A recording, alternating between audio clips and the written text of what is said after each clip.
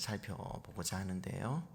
나홈서는 12소선지서, 그러니까 호세아에서 말라기까지 그 12권의 소선지서 중에 한 권입니다.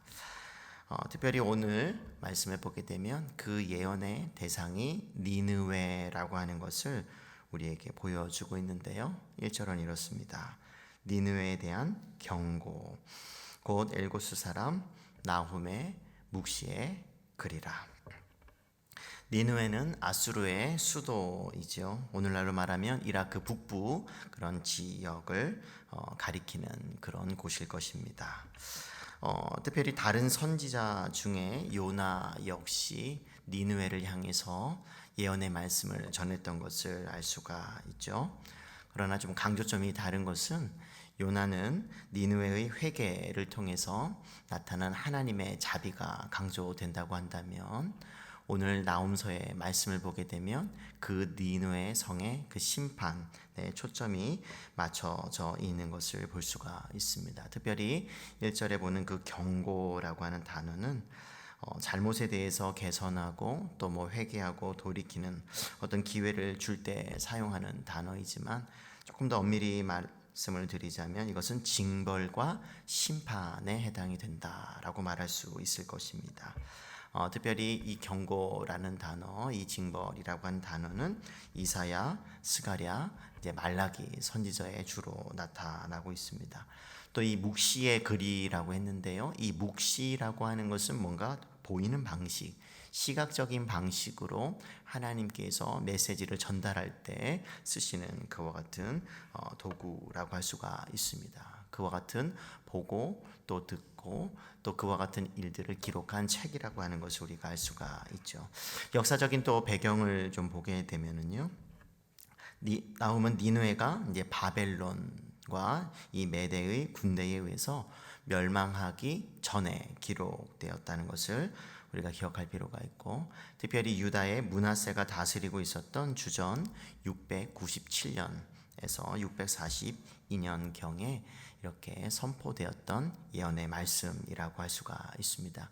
당시 유다는 이 아수르의 속국이 되어서 지속적으로 아수르에게 조공을 바쳤던 그런 역사적인 그런 기록과 관련이 되어 있는 것을 볼 수가 있습니다. 우리가 아수르 하면 제국이라고 할 수 있는 것처럼 그 이름을 당시 고대 근동 지역에서 이름을 떨쳤었는데요. 잔인한 그런 군사, 그런 만행을 그런 감행했던 그런 민족으로 유명했었죠.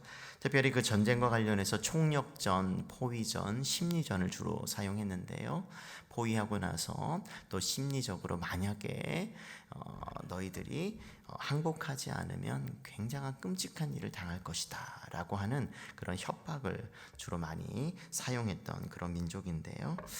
그것을 위해서 한 예를 들게 되면, 그런 한 예루살렘을 포위하고 싶으면 그 주변에 있는 한 작은 그런 연약한 그런 곳을 점령을 하게 되고, 그 약한 성읍을 겨냥해서 대신 엄청나게 철저하게 파괴하면서 그곳에 살고 있는 주민들을 본보기 삼아서 악한 그런 만행들을 저질러게 됐는데요. 고문하고 강간하며 또 신체를 훼손하거나 눈을 또 뽑는 것, 또 살아있는 채로 가죽을 벗기고 또 그런 것들을 과시하기 위해서 그런 시체들이나 머리나 이런 것들을 높이 쌓아서 그런 그 공격하고 싶은 그곳에 있는 그런 주민들에게 보여주면서, 너희도 만약에 항복하지 않으면 이런 끔찍한 일을 당할 것이라고 하는 것을 이렇게 심리적으로 사용했던 그런 민족이었습니다. 또 우리 그 나중에 이제 열왕기하 18장에 보게 되면 이제 아수르의 그 랍사게 이제 책인데요. 그 랍사게가 이와 같은 심리적으로 예루살렘을 아수르가 포위하고 나서 히스기야가 다스리고 있었을 때 이와 같은 심리전을 펼치게 되죠. 어떤 민족도 이 아수르 왕 앞에 굴복하지 않은 왕이 있느냐, 어떤 신도 그 공격에서 또 막아준 그런 신이 있느냐라고 하면서 심리전을 펼치는 그런 모습들이 열왕기하 18장에 기록되어 있는데요. 그런 잔인한 그런 민족으로 유명을 했고, 그래서 아수르 그냥 이름만 들어도 벌벌 떨게 해서 그냥 공격하고 또 다시 맞서는 그런 생각을 그냥 아예 막는 그런 전략을 잘 사용했던 민족이라고 할 수가 있을 것입니다. 그래서 이런 효과적인 방법으로 그런 잔인한 만행을 저질렀었는데요. 이런 니느웨조차도 이제 오늘 말씀을 보게 되면 하나님의 심판을 받게 될 것이다 라고 하는 것이 주된 내용이라고 할 수가 있을 것입니다. 또 이 나훔서와 관련해서 우리가 또 시작을 하면서 그 이름을 좀 살펴볼 필요가 있는데요. 이 나훔이라고 하는 그 이름은 위로 또는 위로를 받다 이런 의미를 가지고 있습니다. 이것이 의도된 것인지는 모르겠지만 이 책의 주제와 연결된다고 볼 수가 있죠. 그래서 하나님께서는 아수르의 수도인 니느웨, 아수르를 대표하는 니느웨의 그런 심판을 강조하면서 동시에 그 속국 가운데 있는 유다 백성들을 위로하신다는 내용이 바로 이 나훔서의 주된 내용이라고 할 수 있을 것입니다. 그러니까 다시 말씀을 드리면 이 나훔서의 그 이름이 실제적으로 그 유다에게 이루어질 것이다 라고 하는 그런 메시지가 주어진다는 것이죠. 그래서 이 이름뿐만 아니라 특별히 이 심판에 대한 내용을 진행을 하면서 나훔은 하나님께서 어떤 분이신가, 이 니느웨를 심판하시고자 하시는 이 하나님은 어떤 분이신가, 이것을 먼저 우리에게 말씀해 주고 있는데, 조금 먼저 살펴보게 되면 2절의 말씀을 보면 여호와는 질투하시며 보복하시는 하나님이시니라 라고 하면서 진노하시고 보복하시는 하나님이시라는 것을 제일 먼저 소개하고 있는 것을 볼 수가 있습니다. 그래서 그 대상을 가만히 보게 되면 2절도 이어서 자기를 거스르는 자에게 여호와는 보복하시며 자기를 대적하는 자에게 진노를 품으신다라고 말씀하고 있는 것을 볼 수가 있습니다. 여기서 진노하시는 하나님과 그 진노의 대상은 이스라엘 민족이 아니라 하나님을 이제 거역하는 그런 니느웨라고 할 수가 있죠. 역사적으로 또 다른 성경에서는 하나님의 뜻을 거역하고 또 하나님을 저버린 이스라엘 백성조차도 진노의 대상일 수는 있지만 나훔서는 특별히 아수르가 그 대상이 된다고 할 수가 있을 것입니다. 좀 눈여겨볼 것은 하나님을 거역하고 대적하고 한다는 어떤 그런 표현이겠죠. 그러니까 하나님께서는 그냥 아무나 진노하시고 심판하시는 것이 아니라 하나님께 맞설 때 그 심판의 징벌의 대상이 된다는 것을 우리에게 알려주고 있습니다. 관련해서 시편 94편 1절에서 2절의 말씀을 보게 되면 이와 비슷한 말씀이 있는데요. 여호와여 복수하시는 하나님이여, 복수하시는 하나님이여 비추 주소서. 그 다음에 이렇게 말하고 있습니다. 세계를 심판하시는 주여. 그러니까 이 복수하시는 하나님과 세계 또는 세상을 심판하시는 주가 서로 연결되면서 그 심판의 대상이 이거죠. 일어나사 교만한 자들에게 마땅한 벌을 주소서라고 하는 것이죠. 하나님을 대적하고, 근데 그 대적의 그 근본적인 마음의 자세는 교만하는 거죠. 그래서 열방을 향해서 특별히 하나님을 믿지 않으면서 하나님의 말씀과 하나님을 거역하고 대적하는 그런 맞서는 그런 세계를 향해서 하나님께서 벌을 내려 주시옵소서라고 노래하고 있는 것을 볼 수가 있죠. 그래서 우리가 흔히 하나님 하면 이스라엘의 하나님이라고 흔히 쉽게 생각을 하게 됩니다. 이스라엘만의 하나님. 그러나 성경은 이스라엘뿐만 아니라 세계 만국을 다스리시는 만왕의 왕이요 만주의 주이신 하나님을 우리에게 소개해 주고 있죠. 이것을 오늘날 우리에게 적용한다면 하나님은 그러면 교회의 일뿐만 아니라 세계 만국의 그 역사, 관심이 있으시고 또 세계의 모든 것을 주관하고 있다는 것을 우리는 이것을 통해서 알게 되는 것이죠. 그런 점에서 이 아수르가 유다를 또 이스라엘을 공격하고 괴롭혔던 것처럼 교회를 핍박하는 그런 나라를 위해서 우리는 계속해서 기도할 필요가 있는 것이죠. 하나님의 심판을 그 민족이 받지 않도록, 그래서 또 그 속에 살고 있는 그 교회를 구원하여 주시고 또 보호해 달라고 우리는 함께 기도해야 되는 것인데요. 최근 한 기독교 신문에 미얀마와 관련된 기사가 있었습니다. 2주 전인 10월 16일에 미얀마에서 이제 미얀마군이 기독교 인구가 많은 카친주의 난민 수용소에 폭탄을 터뜨려서 수많은 인명 피해가 있었는데요. 29명이 사망하고 55명이 부상을 당한 그런 일이 2주 전에 있었습니다. 그러니까 이 교회, 특별히 하나님을 믿는 이 백성들의 그 고난의 역사는 오래전의 일이 아니라 현재 우리 가까운 주변 그런 나라와 또 이 세계 안에서 이루어지고 있다는 것을 우리가 좀 기억할 필요가 있습니다. 또 미얀마는 이제 군부가 장악하고 나서 이제 오랜 박해 이제 국가이죠. 또 지난 6월 유엔을 포함한 여러 이제 보고서에 따르면 미얀마 군부가 쿠데타 이후 수백 명의 어린이를 잔인하게 살해했다고 이렇게 밝힌 바가 있습니다.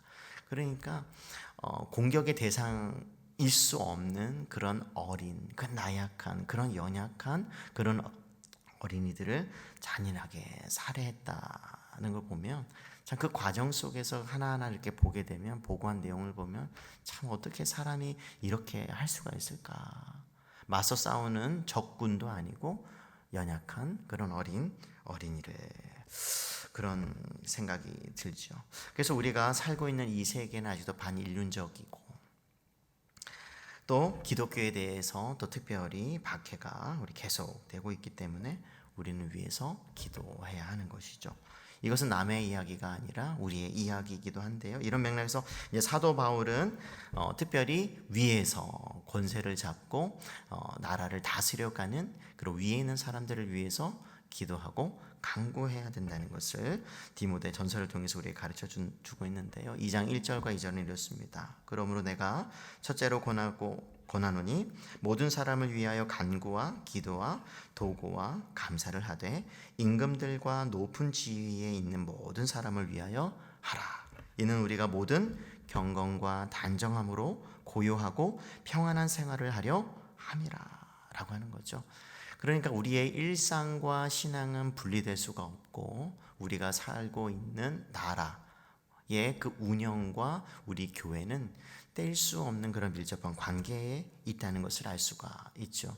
그래서 나라가 어떻게 다스려지는지에 따라서 교회가 영향을 받고 그것이 좋은 것이든 나쁜 것이든 영향을 받는다는 것이죠. 그래서 우리가 샬롬을 누리면서 하나님을 더 잘 섬길 수 있도록 다스리는 이들을 위해서 기도해야 된다라고 우리에게 말씀해 주고 있는 것입니다. 먼저 이렇게 하나님은 누구신가 관련해서 진노하시는 하나님이시지만 3절의 말씀을 보니까 두 번째로 여호와께서는 노하기를 더디하시며 라고 하면서 노하기를 더디하시는 하나님이심을 우리에게 보여주고 있습니다.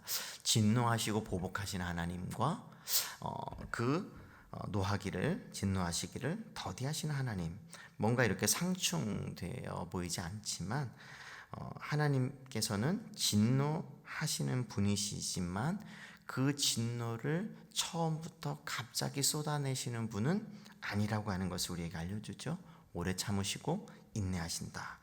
그래서 우리는 니느웨와 관련해서 요나서를 통해서 인내하시고 자비를 베푸시는 그 하나님의 모습을 좀 더 우리가 살펴보았다면 나홈은 심판하시는 하나님에게 주로 초점이 맞춰져 있는 것이죠. 이런 오래 참음과 관련해서 하나님은 어떤 의도로, 어떤 마음으로 이렇게 하시는가? 우리 베드로후서 3장 8절과 9절, 특별히 9절의 말씀 보게 되면 주의 약속은 어떤 이들이 더디다고 생각하는 것 같이 더딘 것이 아니라 오직 주께서는 너희를 대하여 오래 참으사 아무도 멸망하지 아니하고 다 회개하기에 이르기를 원하노라 라고 하는 것처럼, 하나님께서 때로 오래 참으시는 것은 하나님께서 무능하시기 때문이 아니라 은혜를 베푸시기 위해서, 하나님의 은혜 때문임을 우리에게 보여주시는 것이죠. 그러니까 기회를 주시는 것입니다. 갑자기 모두 다 그런 심판에 없어지는, 멸하는 그것을 하나님께서 원하시는 것이 아니기에 기회를 주시고자 하시는 것이죠. 그래서 하나님께서 오래 참으시고 때로는 약속하시는 것이든 심판하시는 것이든 더디게 그와 같은 일들을 하시는 데는 우리를 향한 배려다라고 하는 것을 우리가 기억할 필요가 있는 것이죠. 또 세 번째로, 하나님은 노하기를 더디하시지만 권능이 크시다. 그래서 권능이 크신 여호와이심을 우리 3절 이후에 그런 말씀을 통해서 알 수가 있죠. 권능이 크시며 벌 받을 자를 결코 내버려 두지 아니하시느니라. 그러니까 하나님의 권능이 얼마나 큰지 이제는 3절에서 그 6절 사이 5절까지의 말씀을 가만히 보게 되면 자연 만물이 하나님의 그 진노 앞에 어쩔 수 없이, 힘 없이 그렇게 드러나고 있는 것을 통해서 우리에게 알려주고 있습니다. 그래서 6절은 이렇게 말씀하고 있죠. 누가 능히 그의 분노 앞에 서며 누가 능히 그의 진노를 감당하랴. 그의 진노가 불처럼 쏟아지니 그로 말미암아 바위들이 깨지는 도다. 그런데 우리는 하나님의 그 권능이 때로는 얼마나 크신지, 위대하신지 우리가 모를 때가 있는 것은 아닌가, 그런 생각이 들 때가 있습니다. 근데 성경은 하나님께서 이 세상 만물을 엄청난 능력으로 다스리고 있는 분임을 우리에게 보여주고 있죠. 특별히 여기서 권능이 크시다라고 하는 이 동일한 표현은 출애굽한 이스라엘 백성들이 추격해 오는 그런 애굽의 군대를 뒤로하고 또 홍해 앞에서 섰던 이스라엘 백성들이 큰 능력과 기사와 이적으로 그 홍해를 건너고 그 추격해 왔던 모든 애굽의 군대들이 다 물에 의해서 하나님의 심판을 당했던 그때 표현되었던 표현입니다. 그래서 말씀을 보게 되면 이런 표현들이 있죠. 출애굽기에 이스라엘이 여호와께서 애굽 사람들에게 행하신 그 큰 능력을 보았으므로, 여기서 큰 능력, 크신 능력 같은 표현인데요. 백성이 여호와를 경외하며 여호와 그의 종 모세를 믿었더라 라고 하는 말씀이죠. 그래서 과거 애굽에 이런 큰 일을 행하셨던 것처럼 이제 아수르를 향해서 그와 같은 심판할 수 있는 위대하신 분임을 우리에게 말씀해 주고 있는 것입니다. 또 네 번째로 하나님은 선하신 분이다 라고 하는 것을 우리에게 가르쳐 주고 있는데요. 7절을 보면 여호와는 선하시며 환난 날의 산성이시라. 그가 자기에게 피하는 자들을 아시느니라. 그래서 하나님의 선하심은 아무나 누리는 것이 아니라 하나님께 피하는 자들이 누린다는 것을 우리에게 보여주고 있죠. 그래서 하나님의 권능은 심판을 당하는 이들만이 경험하는 것이 아니라 하나님의 그 돌봄을 받는 이들도 경험한다는 것을 우리가 알 수가 있습니다. 그러니까 하나님께서 하시는 일은 이중적이라고 할 수가 있습니다. 양면성이 있다는 것이죠. 어떤 사람들에게는 심판이고 징벌이지만 또 같은 사건이지만 또 다른 누군가에게 다른 편에서는 그것이 돌봄이고 보호하심이고 자비로운 그런 행위라는 것을 우리에게 보여주지요. 그래서 로마서 11장 22절의 말씀을 보게 되면 사도 바울은 교회를 향해서 하나님께서는 이와 같이 두 가지 성품을 모두 보여주시고 나타내신다는 것을 우리에게 알려주는데요. 그러므로 하나님의 인자하심과 준엄하심을 보라. 여기서 인자하심과 준엄하심, 넘어지는 자들에게는 준엄하심이 있으니 너희가 만일 하나님의 인자하심에 머물러 있으면 그 인자가 너희에게 있으리라. 그러니까 어떤 자는 하나님의 준엄하심을 경험하고 또 다른 사람은 인자하심을 경험하게 된다는 것이죠. 그래서 칼빈 목사님은 하나님의 돌보심과 이와 같은 선하심에 의해서 우리가 유지되지 않는다면 세상은 한순간도 지탱될 수 없다고 이렇게 말한 바가 있죠. 특별히 여기서 아시느니라 라고 하는 것은 우리가 알다라고 하는 단어가 또 여러 종류가 있는데 특별히 아주 강력한 그런 친밀함을 나타내는 그런 뜻을 포함하고 있는 그런 동사가 여기서 사용하고 있는데요. 하나님께서는 그만큼 자신이 돌보는 그와 같은 교회든 또 하나님의 구약의 이스라엘 또 유다와 같은 그런 백성이든 속속히 그들이 지금 어떤 상태에 있는지 어떤 삶을 살고 있는지 그들의 신앙은 어떠한지 다 알고 있다. 모두 알고 있다라고 하는 것을 강조할 때 사용되는 그런 동사입니다. 하나님께서는 창조의 능력으로 섭리하시는데요. 예수님께서 우리에게 말씀하여 주셨던 것처럼 하나님은 머리털까지 다 세시는 하나님이시다. 그런 섭리의 능력으로 지금 아시느니라 라고 이렇게 유다를 향해서 말씀하고 있는 것이죠. 이처럼 하나님께서는 자신이 누구인가 나움 선지자를 통해서 먼저 드러내고 나서 12절에 있는 말씀을 통해서 그런 근본적인 메시지를 우리에게 주고 있습니다. 이런 하나님께서 어떻게 하실 것인가 하면서 하나님을 대적하는 이들이 아무리 날뛰고 힘이 있다고 하더라도 그 하나님의 심판에서 피할 수가 없다는 것을 우리에게 말씀해 주고 있습니다. 12절을 보시겠습니다. 여호와께서 이같이 말씀하시기를 그들이 비록 강하고 많을지라도 반드시 멸절을 당하리니 그가 없어지리라. 내가 전에는 너를 괴롭혔으나 다시는 너를 괴롭히지 아니할 것이라. 아수르 제국이 아무리 당시 맹렬하고 그런 맹렬한 맹수와 같이 그런 이름을 떨쳤을지라도 하나님의 이 철저한 심판 앞에 맥없이 쓰러지고 사라지게 될 것이라는 것을 우리에게 알려주고 있으면서 그들이 섬기고 있는 신들조차도 그 아수르를 보호할 수가 없을 것이라고 14절에서 우리에게 말해주고 있죠. 나 여호와가 내게 대하여 명령하였나니 내 이름이 다시는 전파되지 않을 것이라. 내가 내 신들의 집에서 새긴 우상과 부은 우상을 멸절하며 내 무덤을 준비하리니.